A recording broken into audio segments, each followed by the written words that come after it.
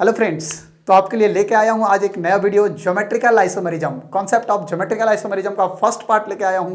आप लोग इस वीडियो को देखिएगा और देखने के बाद जो है वो जेईई मेंस और नीट वगैरह क्वेश्चन कीजिएगा। अगर क्वेश्चन सॉल्व हो जाता है तो कमेंट में थैंक यू करके भेजिएगा हमें कमेंट, ठीक है ना, ताकि हमें भी लगे कि जो मैं पढ़ाया हूँ वो कॉन्सेप्ट बच्चों को काम आया है। तो डियर फ्रेंड्स, आज बहुत बहुत इंपॉर्टेंट कॉन्सेप्ट आपके पास है, concept of GI, geometrical isomerism का कॉन्सेप्ट। तो उम्मीद कर रहा हूँ कि आप लोग जब वीडियो को पूरा देखेंगे तो अपने दोस्तों तक हमें जरूर पहुँचाएंगे। अभी बेसिकली आप लोग की क्लास 6 डेज रखा हूँ, जरूरत पड़ने पे हो सकता है आप लोग को 7 डेज भी पढ़ाऊँ, ठीक है ना। हाँ, देखो इधर ध्यान दो, क्योंकि अभी आपका टारगेट होना चाहिए कि मेरा रिजल्ट होना है, किसी भी कीमत पे आपको अपना रिजल्ट देना है, ठीक है ना। हाँ, अदरवाइज आपको फ़ायदा नहीं होगा ना, ठीक है। और रिजल्ट के लिए ही पढ़ना है, बेसिकली हमारा टारगेट ही यही है कि रिजल्ट हमारा बहुत अच्छा हो, बहुत ही अच्छा हो, और एकदम जोश खरोश के साथ पढ़ना है। ये समझ लो कि आप लोग को एक गोल्डन टाइम मिल गया। आपको सही बताऊँ तो ये जो है वो गोल्डन टाइम मिला हुआ आपको। ये मत सोचना कि ये लॉकडाउन है तो इसमें क्या होगा, आपको एक ज़्यादा से ज़्यादा टाइम मिला है, आप उस टाइम का यूटिलाइज करो, ठीक है। चलो आ जाओ बेटा, लेके आ रहा हूँ अगला कंडीशन में, स्टीरियो आइसोमेरिज्म, ठीक है ना। ये लिख रहा हूँ कंडीशन स्टीरियो आइसोमेरिज्म।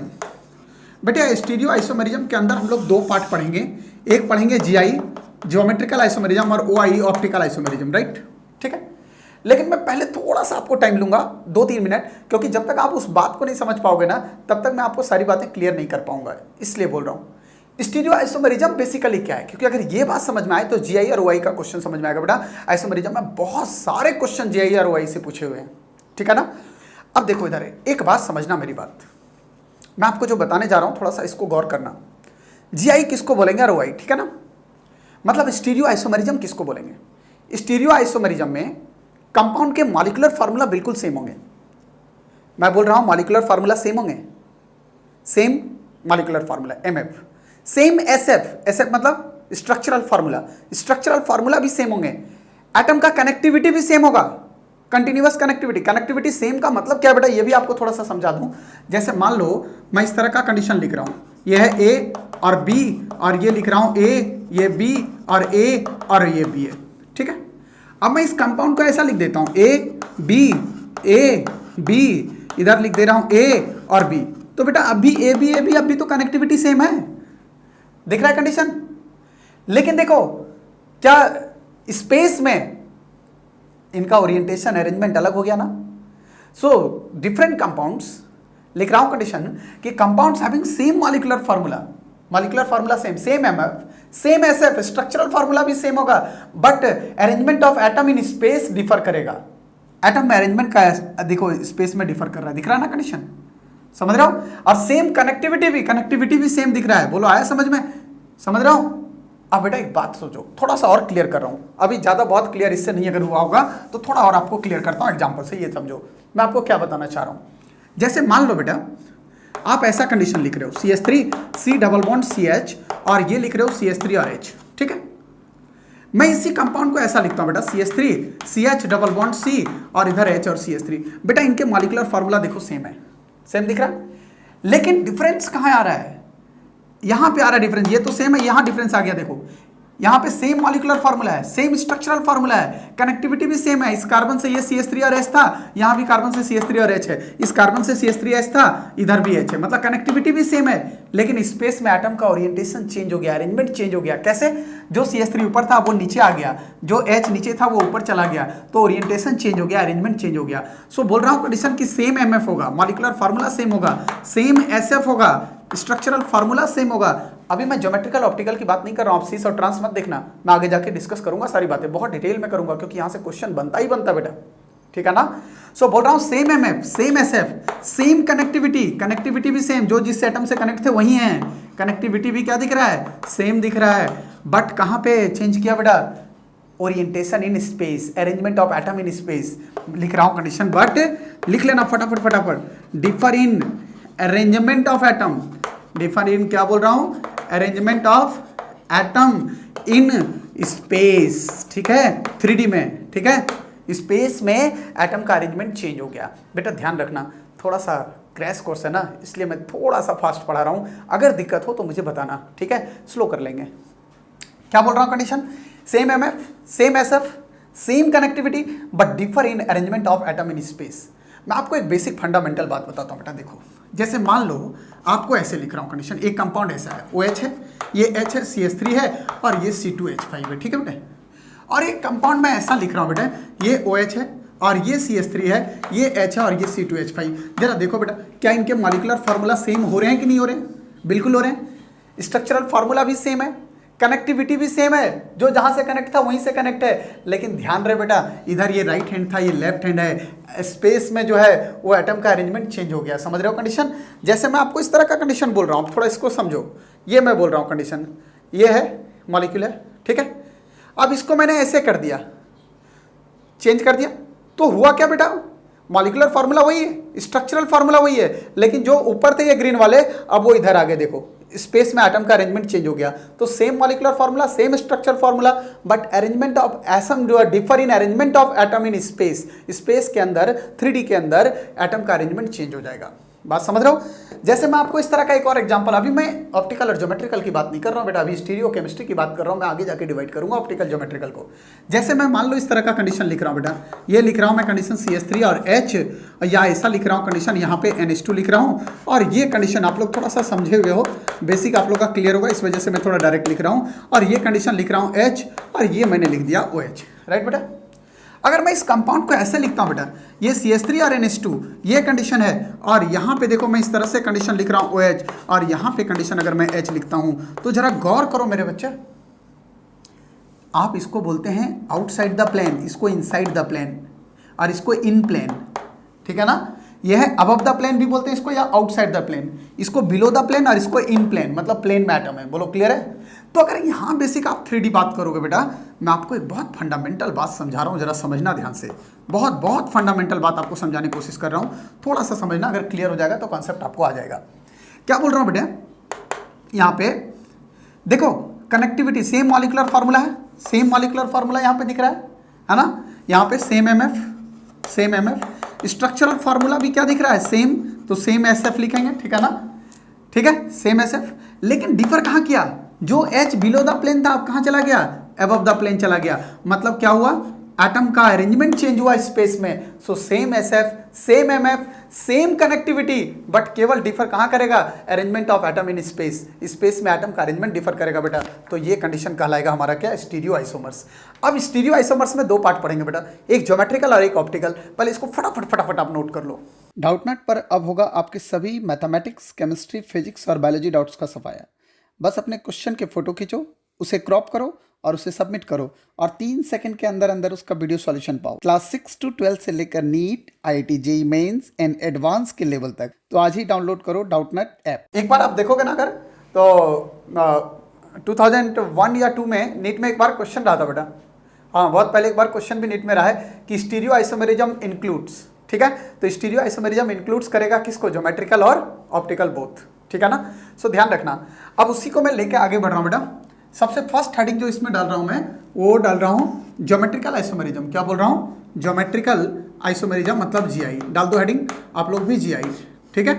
हाँ, ज्योमेट्रिकल ऑप्टिकल से क्वेश्चंस बनेंगे बेटा।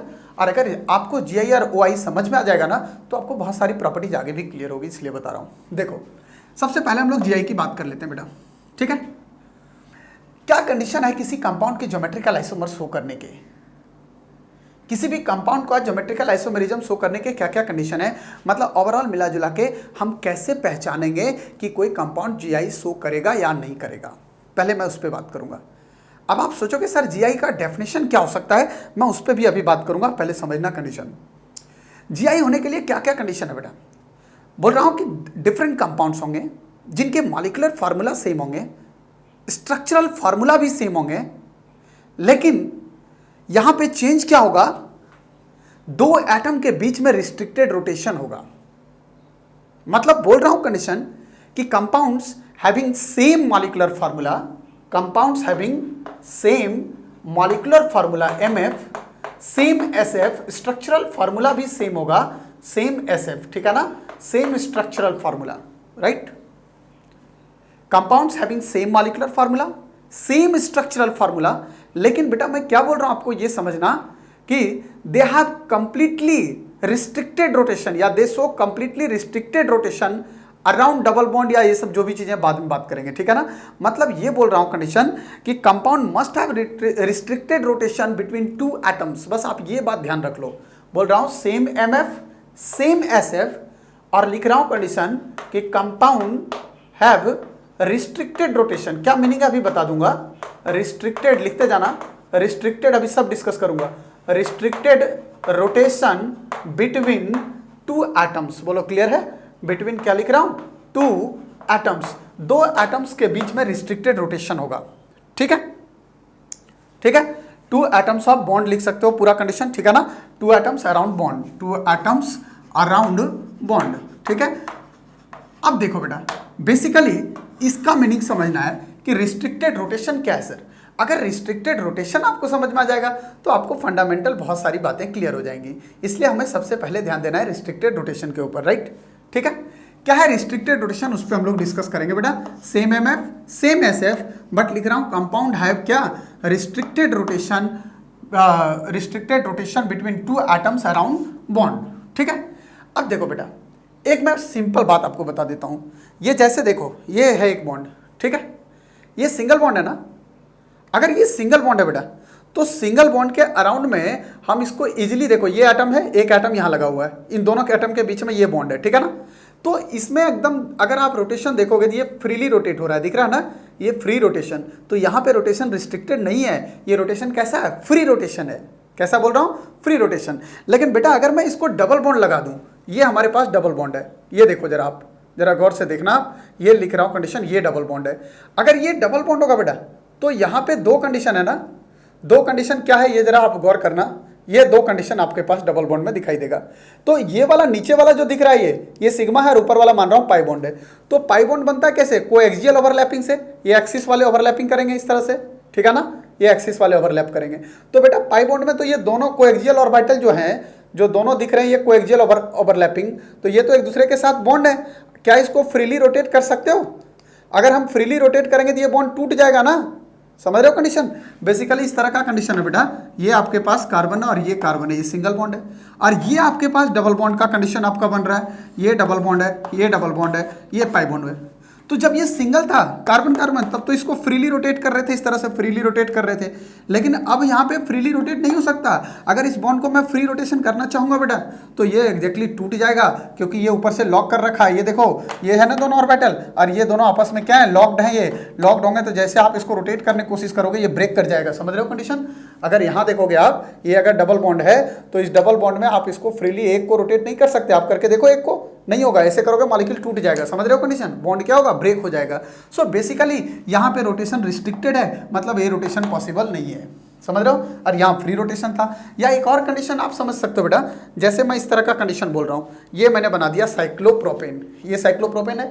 अगर इस साइक्लोप्रोपेन को आप देखोगे बेटा, तो क्या यहाँ पे बॉन्ड के अराउंड रोटेशन हो सकता है क्या? ये तो सिंगल बॉन्ड है, पर फिर भी नहीं होगा। अगर आप इसको रोटेट करोगे बेटा, तो ये ऊपर वाले एटम तो टूट जाएंगे ना। ये इस तरह का कंडीशन है यहाँ पे, ये इस तरह का कंडीशन है बेटा, यहाँ पे इस तरह का कंडीशन है, दिख रहा है कंडीशन, ये है। अब यहाँ पे ये अगर इसको रोटेट करने की कोशिश करोगे तो इससे ये भी तो जुड़े हुए हैं, तो ये तो टूट जाएगा ना बेटा, यहाँ से तो टूट जाएगा, ये खुल जाएगा। अगर इस तरह का कंडीशन है, देखो आप समझो थोड़ा सा, क्योंकि सारी कहानी इसी पे है। ये आपके पास है, ये है, ठीक है। बोल रहा हूं अगर ये सिंगल बॉन्ड को आप रोटेट करते हो, ये देखो ये है कंडीशन आपके पास। अगर आप इसको रोटेट करोगे बेटा, इसको रोटेट करने की कोशिश करोगे तो ये बॉन्ड टूट जाएगा, इसे समझ रहे हो, ये कनेक्ट है ना। अगर केवल आप इसी को केवल रोटेट करो तो ये बॉन्ड टूट जाएगा। तो क्या रोटेशन हो सकता है, रोटेशन पॉसिबल है? नहीं है। इसका मतलब ये भी रोटेशन कैसा है, रिस्ट्रिक्टेड है, ठीक है। तो ध्यान रखना है कंडीशन कि रिस्ट्रिक्टेड रोटेशन का मतलब क्या हुआ कि रोटेशन पॉसिबल नहीं है उस बॉन्ड के अराउंड में, ठीक है। सो बोल रहा हूं कंडीशन, ज्योमेट्रिकल आइसोमर होने के लिए same molecular formula, same structural formula, but compound have restricted rotation between two atoms around bond. पहला ये बात क्लियर हो गया बेटा। अब केवल इतना ही कंडीशन नहीं है, रिस्ट्रिक्टेड रोटेशन आपको आ गया, ठीक है। अब एक बात क्या देखना है कि जहां भी रिस्ट्रिक्टेड रोटेशन है, जैसे मान लो आपने बोला कि सर ये डबल बॉन्ड पे रिस्ट्रिक्टेड रोटेशन है, तो दूसरा कंडीशन क्या बोल रहा हूं, ये तो फर्स्ट कंडीशन हो गया आपके पास पूरा कि same molecular formula, same structural formula and compound have restricted rotation, ठीक है ना, between two atoms around bond. दूसरा कंडीशन क्या बोल रहा हूं बेटा, अगर रिस्ट्रिक्टेड रोटेशन है ये डबल बॉन्ड में, ये डबल बॉन्ड में रिस्ट्रिक्टेड रोटेशन है, तो यहाँ 2 ग्रुप है और इधर 2 ग्रुप है, समझ रहे हो कंडीशन। तो ये जो रिस्ट्रिक्टेड रोटेशन जहाँ पे है, जहाँ तो इनके एटम को देखो बेटा, यहाँ पे मैं लिख रहा हूँ, मान लो एक ग्रुप लिख रहा हूँ CH3 और एक ग्रुप H लिख रहा हूँ, यहाँ पे लिख रहा हूँ ये CH3 ग्रुप और ये लिख रहा हूँ CH3 ग्रुप, ठीक है।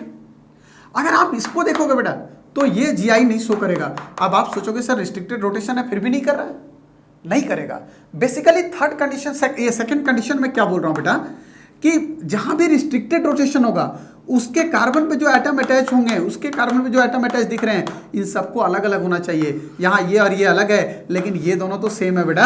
अगर ये सेम हुआ तो ये GI शो नहीं करेगा। इसका मतलब ये हुआ बेटा, आप बोल सकते हो कि अराउंड रिस्ट्रिक्टेड बॉन्ड जो 4 1 2 3 4 एटम दिख रहे हैं, या रिस्ट्रिक्टेड बॉन्ड में ये एटम है, इसके दोनों एटम डिफरेंट होने चाहिए। बोलो क्लियर है, समझ रहे हो कंडीशन। मतलब ऐसा हम बोल सकते हैं बेटा कि जहां रिस्ट्रिक्टेड रोटेशन हो रहा है, जिस एटम पे रिस्ट्रिक्टेड रोटेशन हो रहा है उसके दोनों ग्रुप डिफरेंट होने चाहिए। जहां रिस्ट्रिक्टेड रोटेशन हो रहा है इसके दोनों ग्रुप डिफरेंट होने चाहिए, तब आइसोमेरिज्म शो करेगा, ज्योमेट्रिकल अदरवाइज नहीं करेगा। बात आया समझ में। जैसे मैं आपको एक कंडीशन बता रहा हूं बेटा, सुनना ध्यान से, मैं क्या बोल रहा हूं कंडीशन। अगर मैं ऐसा कंडीशन लिखता हूं बेटा CH3 C और H और डबल बॉन्ड C और CH3 और H। अब यहां देखो डबल बॉन्ड है, रिस्ट्रिक्टेड रोटेशन है, और रिस्ट्रिक्टेड रोटेशन पे इस एटम पे भी दोनों डिफरेंट ग्रुप है, इस एटम पे भी दोनों डिफरेंट ग्रुप है। इसका मतलब ये GI शो करेगा। पहले बोलो इतना बात आया, ठीक है। सो बोल सकते हैं ऐसा भी कंडीशन बेटा 1 2 और 1 3 और ये है, तो यहाँ पे sp2 है और यहाँ भी sp2 है, मतलब each sp2 hybridized atom contains 2 different group। So हम लोग लिख सकते हैं कंडीशन यहाँ पे कि each sp2 hybridized atom contains, क्या लिखोगे बेटा, contains 2 different group। अगर sp2 हाइब्रिडाइज्ड एटम में 2 डिफरेंट ग्रुप होगा तो वो GI शो करेगा। तो बेटा ये भी क्वेश्चन बना हुआ है, इसमें 4 क्वेश्चन देके 4 ऑप्शन दे देगा और पूछेगा इनमें से कौन सा GI शो करेगा। बोलो आया समझ में, ठीक है। अब यहाँ पे देखो बेटा, अभी मैं आपको क्वेश्चन भी प्रैक्टिस कराऊंगा, पहले मुझे बता दो अगर यहाँ तक समझ में आ गया, ठीक है ना। मतलब यहाँ पे 2 कंडीशन हमने देखा, एक तो ये देखा और एक और कंडीशन बता रहा हूँ बेटा, ये sp2 है। थर्ड कंडीशन और बता रहा हूँ, अभी आपने ये लिखा बेटा CH डबल बॉन्ड CH3 और H। बेटे ये sp2 है और ये भी sp2 है। बिल्कुल सर sp2 है। अरे sp2 मतलब ट्रायंगल प्लानर, मतलब ये भी प्लानर है और ये भी प्लानर है, और अगर ये भी प्लानर है बेटा इसका मतलब ये चारों के चारों एटम जो है वो सेम प्लेन में है, मतलब all 4 atom are in same plane. So अगला कंडीशन लिख रहा हूं कि ऑल 4 एटम आर इन या लाई इन सेम प्लेन। बोलो क्लियर है, आर इन सेम प्लेन, चारों के चारों एटम को सेम प्लेन में होना चाहिए। बेटा ये सारे कंडीशन जब होंगे ना तब GI शो करेगा, अदरवाइज GI शो नहीं करेगा। बोलो आया समझ में, क्लियर है यहाँ तक। तो अभी हम लोग एग्जांपल के तौर पे भी देखेंगे, पहले आप लोग फटाफट इसको नोट कर लो, एक एक करके यहाँ से बात करते चलते हैं। देखो पहले रिस्ट्रिक्टेड रोटेशन आ गया कि सर रिस्ट्रिक्टेड होना चाहिए। अब रिस्ट्रिक्टेड रोटेशन एक आप देख रहे थे डबल बॉन्ड में, कहाँ देख रहे थे, डबल बॉन्ड में रिस्ट्रिक्टेड रोटेशन, ये था डबल बॉन्ड का कंडीशन जहां रिस्ट्रिक्टेड रोटेशन आप देख रहे थे, ठीक है ना। अब यहां क्या देखो बेटा, डबल बॉन्ड में आपका कार्बन कार्बन डबल बॉन्ड भी हो सकता है, कार्बन नाइट्रोजन डबल बॉन्ड भी हो सकता है, और नाइट्रोजन नाइट्रोजन के अराउंड भी डबल बॉन्ड हो सकता है। तो ध्यान रहे रिस्ट्रिक्टेड रोटेशन में जो है, आगे बताऊंगा कंडीशन है जो कंपाउंड वगैरह, ठीक है ना। हाँ बोल रहा हूं कंडीशन कि रिस्ट्रिक्टेड रोटेशन अभी तो दिख गया कि डबल बॉन्ड के अराउंड में सर ये रोटेशन पॉसिबल नहीं है, रिस्ट्रिक्टेड है। क्यों पॉसिबल नहीं बता दिया आपको, टूट जाएगा बॉन्ड। तो वो कार्बन कार्बन डबल बॉन्ड भी हो सकता है, कार्बन नाइट्रोजन डबल बॉन्ड भी हो सकता है, और नाइट्रोजन नाइट्रोजन डबल बॉन्ड भी हो सकता है, ठीक है ना। ये मत सोचना सर ट्रिपल बॉन्ड, अभी आगे बताऊंगा वहां पे जाके। मतलब रिस्ट्रिक्टेड रोटेशन हम यहां देख सकते हैं। तो सबसे पहले हम लोग जिक्र करेंगे बेटा रिस्ट्रिक्टेड रोटेशन इन एल्कीन, मतलब फर्स्ट कंडीशन जो आपको क्वेश्चन पूछेगा वो GI इन एल्कीन, ठीक है। एल्कीन के अंदर GI carbon carbon double bond में रिस्ट्रिक्टेड रोटेशन आपको देखना है, ठीक है बेटा, ठीक है। आपको कंडीशन बता चुका हूं, क्या बताया कंडीशन कि सर 4th एटम जो चारों एटम होंगे, मतलब each sp2 hybridised carbon contains 2 different group AB, क्या बेटा शो करेगा ये GI, शो करेगा GI, बिल्कुल करेगा, क्योंकि यहां भी sp2 हाइब्रिडाइज्ड कार्बन पे दोनों डिफरेंट, ये भी दोनों डिफरेंट। और दूसरा कंडीशन बोल रहा हूं बेटा ऑल एटम sp2 है, यहां भी ये भी sp2 मतलब प्लानर है, तो बेटा ऑल एटम इन 4 प्लेन, ठीक है ना। सो ये GI शो करेगा। अब यहां पे अगर आप GI देखोगे बेटा, मैं आपको कुछ और कंडीशन बताऊंगा अभी, लेकिन पहले समझना, पहले ये कंडीशन आ गया ना कि ये जीआई शो करने जा रहा है। अब यहां देखो, जैसे मैंने क्या बोला कि इस कार्बन पे भी दोनों ग्रुप अलग होने चाहिए, इस पे भी अलग, अगर किसी एक पे भी सेम हुआ तो ये ज्योमेट्रिकल आइसोमर शो नहीं करेगा। इतना बात क्लियर है? अब देखो ये शो कर रहा है, मैं क्वेश्चन से ही स्टार्ट कर रहा हूं, आप लिखोगे क्वेश्चन, लिखो which of the following compound show GI, which of the following compound, which of the following compound show GI, which of the following compound show GI, कौन सा कंपाउंड है जो जीआई शो करेगा, ज्योमेट्रिकल आइसोमेरिज्म शो करेगा, right? ठीक है, चलिए पहला ऑप्शन लिखिएगा आप लोग, फर्स्ट 1 ब्यूटीन, फर्स्ट लिख रहा हूं 1 ब्यूटीन, मैं आपको लिखते जाऊंगा कंडीशन, आप समझना। बेटा ब्यूटीन लिख रहा है, ब्यूटीन का मतलब 4 कार्बन है, आपके पास 4 कार्बन, मतलब ये है कंडीशन, आपके पास 1 नंबर पे ब्यूटीन। जरा आप देखो ना, ये डबल बॉन्ड के अराउंड देखना आपको, रिस्ट्रिक्टेड रोटेशन, तो ये कार्बन कार्बन डबल बॉन्ड है, यहाँ H और यहाँ H है, और यहाँ H है, और यहाँ CH2 CH3 है। बेटा इस sp2 कार्बन पे 2 डिफरेंट ग्रुप तो दिखाई दे रहे हैं, लेकिन क्या इस sp2 पे 2 डिफरेंट दिख रहे हैं? दोनों हाइड्रोजन है, अगर दोनों हाइड्रोजन है इसका मतलब सेम ग्रुप है, सेम है, तो जीआई शो नहीं करेगा, तो पहला ऑप्शन नहीं होगा। डन? चलिए फटाफट नोट करते जाइएगा। सेकंड कंपाउंड लिख रहा हूं आइसोब्यूटीन, जरा ध्यान देना बेटा, ये लिख रहा हूं कंडीशन आइसोब्यूटीन। बेटे आइसोब्यूटीन अगर आपको बनाना है तो ये CH3 है, और ये लिख रहा हूं CH3 और डबल बॉन्ड CH2, यहाँ देखो ना आप, यहाँ पे 3 डिग्री कार्बन दिख रहा है आइसो, समझ रहे हो कंडीशन, और 4 डिग्री कार्बन अगर एल्केन एल्केन में दिखता है, एल्केन में दिखता है तो उसको नियो बोलते हैं, ठीक है ना। अब यहाँ पे ये 3 डिग्री आइसो है, और ब्यूटीन मतलब 4 कार्बन है। बेटे यहाँ रिस्ट्रिक्टेड रोटेशन है, अगर रिस्ट्रिक्टेड रोटेशन यहाँ होगा तो इस कार्बन पे 2 डिफरेंट ग्रुप तो दिख रहे हैं, लेकिन इस कार्बन CH2 को आप ऐसे भी तो लिख सकते हो बेटा, यहाँ पे दोनों सेम ग्रुप है, अगर सेम ग्रुप होगा तो ये भी जीआई शो नहीं करेगा, सो एग्जैक्टली ये भी जीआई नहीं शो करेगा। बोलो आया? ठीक है, जैसे लिख रहा हूं सिमेट्रिकल डाई इथाइल इथीन लिख रहा हूं बेटा, ये लिख रहा हूं condition symmetrical di ethyl ethene, di ethyl ethene, जरा समझना बेटा, डाई इथाइल इथीन, ठीक है ना। और एक वर्ड आपको क्या यूज कर रहा है? सिमेट्रिकल, क्या यूज कर रहा है? सिमेट्रिकल। तो इथीन का मतलब क्या हुआ बेटा? CH डबल बॉन्ड CH, ये है इथीन, और डाई इथाइल 2 इथाइल है, सिमेट्रिकल, सिमेट्रिकल मतलब इधर भी एक CH3 और इधर भी एक CH3 हो जाएगा, कंडीशन समझ रहे हो, ये C2H5 और इधर भी C2H5, इधर भी इथाइल इथाइल डाई इथाइल हुआ, और सिमेट्रिकल है, देखो बीच में एकदम बिल्कुल ये डबल बॉन्ड है, तो ये सिमेट्रिकल मतलब बराबर। बोलो आया समझ में? ठीक है, अब सिमेट्रिकल डाइथाइलिथीन का अगर केस देखोगे बेटा, तो ये रिस्ट्रिक्टेड रोटेशन, ये कार्बन कार्बन डबल, बेटा इस CH को अगर मैं ऐसा लिख दूं तो कोई दिक्कत नहीं, सिमिलरली अगर इस CH को मैं ऐसा लिख दूं तब भी कोई दिक्कत नहीं है। अब इस कार्बन पे देखो, ये कार्बन कार्बन डबल बॉन्ड है, रिस्ट्रिक्टेड रोटेशन यहीं पे है, यहाँ पे एक और एक 2 डिफरेंट ग्रुप है, यहाँ पे एक और एक 2 डिफरेंट ग्रुप है, अगर 2 डिफरेंट ग्रुप है दोनों पे प्रेजेंट, मतलब ये जीआई शो करेगा। बोलो आया? ठीक है, जैसे मैं आपको लिख रहा हूं कंडीशन इस तरह से बेटा, 1,2 डाइफिनाइल प्रोपीन लिख रहा हूं, एक कंपाउंड लिख रहा हूं 1,2 डाइफिनाइल प्रोपीन, आपको बताना है कि ये कंपाउंड जो है वो जीआई शो करेगा कि नहीं करेगा। बेटा 4 ऑप्शन दिया रहेगा आपके पास, समझ रहे हो कंडीशन। 1,2 डाइफिनाइल प्रोपीन, प्रोपीन का मतलब क्या हुआ बेटा? प्रोपीन मतलब 3 कार्बन है बेटे, ये है 3 कार्बन, और 1 पे भी फिनाइल और 2 पे भी फिनाइल, तो 1 पे फिनाइल अगर होगा बेटा, समझ रहे हो, यहाँ CH2 होगा ना, तो एक H को हटा के फिनाइल लगा दो, फिनाइल मतलब C6H5, और 2 पे भी फिनाइल लगाना है तो एक H को हटा के यहाँ भी फिनाइल लगा दो C6H5।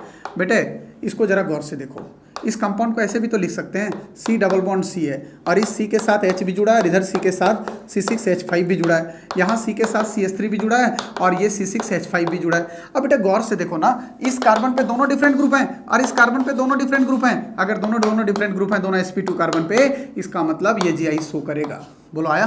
तो मैं उम्मीद कर रहा हूं बेटा कि आप लोग को ये कॉन्सेप्ट पूरा समझ में आया होगा कि इनमें से कौन सा कंपाउंड ऐसा है जो जीआई शो करेगा और कौन सा नहीं करेगा। बोलो आया समझ में? क्लियर है? तो आप लोग इसको फटाफट नोट कर लो बेटा। ये मैं किसकी बात कर रहा हूं पता है? कार्बन कार्बन डबल बॉन्ड की बात कर रहा हूं, जिसमें एल्कीन का केस। अच्छा एक दो और केस में अगर आपको बताऊं तो थोड़ा सा कंडीशन समझना आप। जैसे मैं लिख रहा हूं कार्बन कार्बन डबल बॉन्ड, और एक कंडीशन मैंने ऐसा लिखा बेटा, और एक कंडीशन मैंने ऐसा लिखा, एक कंडीशन मान लो इस तरह का लिख दे रहा हूं, क्या ये कंपाउंड जीआई शो करेगा बेटा? ये कंपाउंड जो है वो जीआई शो करेगा क्या? मेरे को एक बात बताओ, बहुत फंडामेंटल बेसिक बात आपको बताना बेटा। यहां देखो, इधर भी सेम ग्रुप है, इधर भी सेम ग्रुप, इधर भी सेम ग्रुप, इधर भी सेम ग्रुप, और अगर दोनों कार्बन sp2 पे सेम ग्रुप होगा बेटा, इसका मतलब ये जीआई शो नहीं करेगा। बात समझ में आया? लेकिन अगर इस कंपाउंड में थोड़ा सा चेंज करूं, मान लो इस तरह का कंडीशन लिखता हूं, ये ये ऐसा लिख दिया, और यहां पे अगर मैंने ऐसा लिख दिया बेटा, क्या अब ये कंपाउंड जी शो करेगा? करेगा। क्यों? यहां से बेटा देखो ना, यहां से ये कार्बन जुड़ा हुआ है, यहां से ये कार्बन है, देखो इधर ये अलग ग्रुप है और इधर ये अलग ग्रुप कार्बन कार्बन है। यहां देखो इधर यहां पहले ऑक्सीजन और देन कार्बन है, और फिर इधर कार्बन, ये भी दोनों अलग ग्रुप हैं। तो ये दोनों ग्रुप अलग है और ये भी दोनों ग्रुप अलग हैं। इसका मतलब अगर दोनों sp2 हाइब्रिडाइज्ड कार्बन पे दोनों ग्रुप अलग होंगे तो ये GI शो करेगा, ये कंपाउंड शो करेगा। तो मैं उम्मीद कर रहा हूं बेटा कि आप पहचान लोगे, इस तरह का क्वेश्चन आप गलती नहीं करोगे, सारे क्वेश्चन इजीली फाइंड कर लोगे। बोलो आया समझ में? एकदम कॉन्फिडेंट आना चाहिए एकदम। हाँ, आपका कॉन्फिडेंट लेवल एकदम हाई होना चाहिए, आपको लगना चाहिए कि आप सर से पढ़ रहे हैं, मेरा सारा क्वेश्चन क्लियर हो जाएगा, ठीक है ना? और सारा का सारा क्वेश्चन क्लियर होगा, विश्वास रखो आप लोग आराम से, बिल्कुल। अब सबसे पहले ना यहाँ पे एक चीज़ और बता दूँ, जैसे अभी आपने लिखा कि कार्बन कार्बन डबल बॉन्ड है बेटा, ये लिखा आपने CH3H और ये आपने लिखा CH3H, ये शो कर रहा है, दोनों पे दो डिफरेंट ग्रुप हैं, रिस्ट्रिक्टेड रोटेशन भी है, शो करेगा। तो बेटा यहाँ पे देखो सेम ग्रुप सेम साइड दिख रहा है, तो इसको बोलते हैं सिस, मतलब एल्किन के केस में एक सिस और ट्रांस का केस आने जा रहा है। और एक कंडीशन लिख रहा हूँ, अब मैं आपको आ रहा हूँ आपके बाद पे, CH3H और ये लिख रहा हूँ H और CH3, ये कंडीशन कहलाएगा trans. Same group same side cis है और same group opposite side trans है, ठीक है ना? सिस में बोल रहा हूँ क्या, same group same side, same group same side, और ये कंडीशन होगा सेम ग्रुप डिफरेंट साइड, ठीक है? तो ये हो जाएगा ट्रांस। तो आपको अगर बोलेगा कि कौन सिस ट्रांस देगा तो आप इजीली फाइंड आउट कर लोगे, राइट? ठीक है, कर लोगे। जैसे आपको लिख रहा हूं कंडीशन कि मैलिक एसिड और फ्यूमेरिक एसिड है, ये बहुत इंपॉर्टेंट कंडीशन है बेटा, समझना ध्यान से। ये लिख रहा हूं मैलिक एसिड और ये लिख रहा हूं फ्यूमेरिक एसिड, फ्यूमेरिक एसिड। अगर आप मैलिक और फ्यूमेरिक एसिड देखोगे बेटा तो दोनों के फार्मूला बिल्कुल सेम होते हैं। ये इस तरह का कंडीशन मैं लिख रहा हूँ, HC डबल बॉन्ड C और H, और इधर COOH, ये लिख रहा हूँ कंडीशन, और ये लिख रहा हूँ COH, ये है आपका मैलिक एसिड। तो मैलिक एसिड में देखो यहाँ पे दोनों डिफरेंट ग्रुप है, ये भी दोनों डिफरेंट ग्रुप है, लेकिन ये दोनों सेम साइड है ना, तो ये क्या होगा, सिस फॉर्म है। जबकि फ्यूमेरिक एसिड भी यही फार्मूला होता है बेटा, लेकिन डिफरेंस क्या है यहाँ पे, ये H और H और COOH और COOH, ये कंडीशन आपके पास दिखाई देता है, ये कंडीशन आपको COOH। तो अब डिफरेंस आप समझ गए होंगे, यहाँ पे COH ग्रुप दोनों अपोजिट दिख रहा है, तो यहाँ सेम ग्रुप अपोजिट साइड, तो ये क्या होगा, ट्रांस। मतलब फ्यूमेरिक एसिड ट्रांस में एग्जिस्ट करता है और मैलिक एसिड सिस फॉर्म में एग्जिस्ट करता है। बोलो आया समझ में? ठीक है, तो ये आपका सिस और ट्रांस का कंडीशन है। अब इसमें कुछ प्रॉपर्टी बेसिक बता देता हूँ जहाँ से क्वेश्चंस आते हैं बेटा, ठीक है ना? एक सिस और ट्रांस की प्रॉपर्टीज क्या है ये समझो। ये लिख रहा हूँ condition, properties of cis and trans. चलिए फटाफट जरा सा इसको नोट कर लीजिए, तो रफ करूंगा, ठीक है बेटा? चलो देखो, properties of cis and trans के अंदर नोट कर लियो ना, properties of cis and trans के अंदर सबसे पहला प्रॉपर्टी जो आपको बताने जा रहा हूं वो बता रहा हूं स्टेबिलिटी ऑर्डर। क्या बोल रहा हूं, स्टेबिलिटी ऑर्डर। स्टेबिलिटी ऑर्डर मतलब सिस ज़्यादा स्टेबल होगा या ट्रांस ज़्यादा स्टेबल होगा। बेटा एक बहुत फंडामेंटल बात है, सिस में सेम ग्रुप सेम साइड है, मैं इसको जनरली इस तरह से बना रहा हूँ, ये डबल बॉन्ड है और ये कंडीशन आपको देखो यहाँ सेम ग्रुप सेम साइड, बाकी तो हाइड्रोजन है यहाँ, ठीक है ना? ट्रांस में सेम ग्रुप अपोजिट साइड दिख रहे हैं, ये दिख रहा है कंडीशन, मतलब इस तरह का कंडीशन दिख रहा है आपके पास, ये अपोजिट साइड दिख रहे हैं। बोलो आया समझ में? तो ये आपको सिस जो है वो किस फॉर्म में दिख रहा है, बोट फॉर्म में, ये बोट फॉर्म में, जबकि ये कैसा दिख रहा है, चेयर की तरह, तो ये चेयर फॉर्म में है, ये बोट फॉर्म में, और ये लिख रहा हूँ कंडीशन आपको क्या, ये है आपका चेयर फॉर्म। तो जरा गौर से देखना बेटा, अगर बोट फॉर्म होगा तो यहाँ सेम ग्रुप के बीच में डिस्टेंस कम होगा ना, दिख रहा है कंडीशन? तो यहाँ पे बेसिकली अगर आप देखते हो, यहाँ पे अगर आप देखोगे, बोल रहा हूँ अगर बोट फॉर्म लेते हो तो बोट फॉर्म में डबल बॉन्ड जो है ये है और ये ग्रुप है, तो यहाँ पे ग्रुप जो है वो क्या दिख रहा है, मिनिमम डिस्टेंस पे दिख रहा है। तो लिख रहा हूँ कि distance between group, distance between similar group, है ना? अगर सिमिलर ग्रुप के बीच का डिस्टेंस देखोगे तो क्या है, डिक्रीज हो रहा है, कम है, ठीक है ना? और अगर बेटा कम होगा मतलब लेस डिस्टेंस होगा, लेस डिस्टेंस होगा तो रिपल्सन ज़्यादा होगा, तो मोर रिपल्सन। और बेटा अगर रिपल्सन ज़्यादा हो गया, रिपल्सन ज़्यादा हुआ, रिपल्सन ज़्यादा हुआ तो स्टेबल रहा या अनस्टेबल हुआ, लेस स्टेबल हुआ, तो ये लेस स्टेबल हो जाएगा। बोलो आया समझ में? जबकि यहाँ अगर आप देखोगे तो ये दो ग्रुप जो है वो क्या है, डिस्टेंस ज़्यादा है ना, दूर दूर दिख रहे हैं यहाँ पे, ठीक है ना? तो यहाँ पे मोर डिस्टेंस, और मोर डिस्टेंस का मतलब क्या हुआ, डिस्टेंस अगर ज़्यादा तो रिपल्सन क्या हो जाएगा, कम होगा, जितना दूर रहेगा रिपेल कम करेगा ना, नज़दीक होगा तो रिपल्सन क्या होगा, ज़्यादा। और दूर रहेंगे तो रिपल्सन कम होंगे। तो मोर डिस्टेंस अगर होगा तो यहाँ लेस रिपल्सन होगा, और अगर रिपल्सन कम हुआ बेटा तो यहाँ से ये क्या होगा, मोर स्टेबल। ये जहाँ रहेगा वहीं रह जाएगा, ये स्टेबल रहेगा, एक दूसरे से दूर नहीं भागेगा। So transform is more stable. क्या है, trans is more stable than क्या, सिस। पहला प्रॉपर्टी ये समझ में आ गया कि ट्रांस ऑलवेज मोर स्टेबल होते हैं, किससे, सिस से। अब देखो इधर सुनो, इसके बाद क्या बोल रहा हूं, अगला कंडीशन समझो। ये तो फर्स्ट प्रॉपर्टी है कि सीसा ट्रांस में अगर स्टेबिलिटी ऑर्डर देखा जाए तो स्टेबिलिटी किसकी ज्यादा होगी, बोलो, सिस की। अब बेटा इधर एक बात और आना, यहां से थोड़ा मैं आपको इसका डाइपोल मोमेंट समझाता हूं, ठीक है ना। डाइपोल मोमेंट, सिस और ट्रांस का डाइपोल मोमेंट को कंपेयर कर लेते हैं। बेटा जरा देखो ध्यान से, बहुत इंपॉर्टेंट बात आपको समझा रहा हूं, थोड़ा समझने की कोशिश करो। ये आपके पास है कंडीशन बेटे, ये आपके पास है H और इधर आपके पास है CH3, ये CH3, यहाँ भी आपके पास है CH3 और इधर H है, ये हो गया, ठीक है। ये CH3 और डबल बॉन्ड और ये हो गया, ठीक है ना, यही है सिस। और ट्रांस में जो है वो ये कार्बन है, ये कार्बन यहाँ पे है ये, और यहाँ भी कार्बन है इस तरह से, है ना। ये डबल बॉन्ड हो गया और ये CH3 हो गया, आप समझ जाओगे डायरेक्ट। ये H और ये CH3 और ये H लिख दिया मैंने, ट्रांस। बेटा एक बात बताओ, डाइपोल मोमेंट का आपको पता होगा अगर कंडीशन कि डाइपोल मोमेंट को हम लोग डायरेक्शन ऐसे लिखते हैं ना, डाइपोल मोमेंट। तो direction of dipole moment always from less electronegative to क्या, more electronegative atom. Direction of dipole moment always from less to more electronegative atom. अब आप सोचोगे सर इस कार्बन की इलेक्ट्रोनेगेटिविटी तो दोनों का सेम है, सेम नहीं है बेटा। इसलिए सेम नहीं है क्योंकि ये कार्बन sp3 हाइब्रिडाइज्ड है और ये कार्बन sp2 है। और बेटा sp3 और sp2 में अंतर है, sp3 में 3 पार्ट ये है, 1 पार्ट ये है, मतलब 25% s है, 25% s है तो 75% क्या है, p है। यहाँ पे s का कैरेक्टर जो है वो 33% है, 33 ये है, तो इसका 2 टाइम्स मतलब 66.6 p है। बोलो क्लियर है। और बेटा याद होगा कि s कैरेक्टर जितना ज़्यादा होता है उतना ही इलेक्ट्रोनेगेटिविटी ज़्यादा होता है। Electronegativity directly to s character लिखते हैं। बोलो आया समझ में। इलेक्ट्रोनेगेटिविटी जो होता है वो डायरेक्टली होता है percentage of S character. Bonding में आपने पढ़ा होगा कि एस कैरेक्टर जितना ज़्यादा होगा इलेक्ट्रोनेगेटिविटी उतना ही ज़्यादा होगा। तो अगर इन दोनों को कंपेयर करोगे आप तो इसका एस कैरेक्टर क्या है, ज़्यादा है, मतलब इसका इलेक्ट्रोनेगेटिविटी ज़्यादा है, ठीक है। सो इस कार्बन के कंपैरिजन में अगर इन दोनों को देखोगे तो ये कार्बन जो है यहाँ एस कैरेक्टर कम है, मतलब इलेक्ट्रोनेगेटिविटी कम है, तो ये कार्बन लेस इलेक्ट्रोनेगेटिव है, ये वाला कार्बन मोर इलेक्ट्रोनेगेटिव है। ये जरूर ध्यान रखना है, बहुत इंपॉर्टेंट बात है बेटा।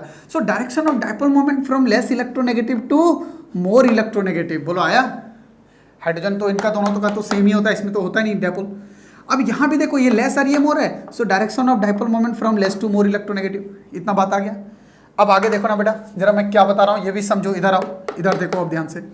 sp3 वाला ये लेस है ना, और ये डबल बॉन्ड वाला मोर है, तो लेस टू मोर चलेगा ये। और ये देखो CH3 वाला क्या है, लेस, तो ये लेस टू मोर।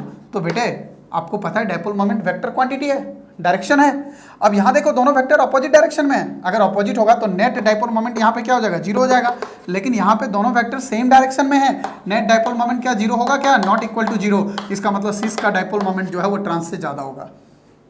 आया समझ में, क्लियर हो गया, बिल्कुल फंडामेंटल एकदम क्लियर। एक बात और ध्यान रखना बेटा, चलो पहले इसको नोट कर लो फटाफट फटाफट।